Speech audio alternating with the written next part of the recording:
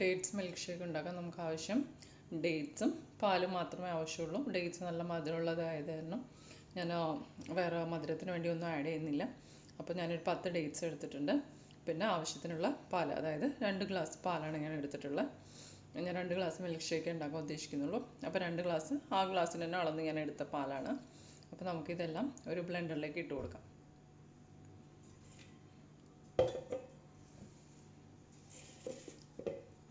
പാലൊഴിച്ച് കൊടുക്കാം.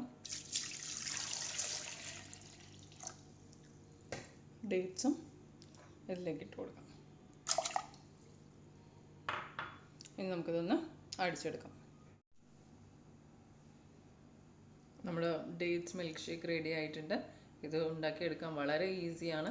പിന്നെ ഇപ്പോൾ ഡേറ്റ്സ് ഒന്നും അങ്ങനെ പച്ചയ്ക്ക് കഴിക്കാൻ ഇഷ്ടമല്ലാത്ത കുട്ടികൾക്ക് കുറച്ച് പാലിൽ ഇത് അടിച്ചുണ്ടാക്കി കൊടുക്കണത് ഏറ്റവും നല്ലതാണ്. നല്ല ഹെൽത്തി ആയിട്ടുള്ള ഒരു ഡ്രിങ്ക് കൂടിയാണ്.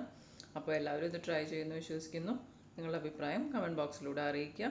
നിങ്ങൾക്ക് ഈ വീഡിയോ ഇഷ്ടപ്പെട്ടെങ്കിൽ ലൈക്ക് ചെയ്യുക, കമൻറ്റ് ചെയ്യുക, സബ്സ്ക്രൈബ് ചെയ്യുക. പുതിയ വീഡിയോയുമായി വരുന്നവരേക്കും ബൈ.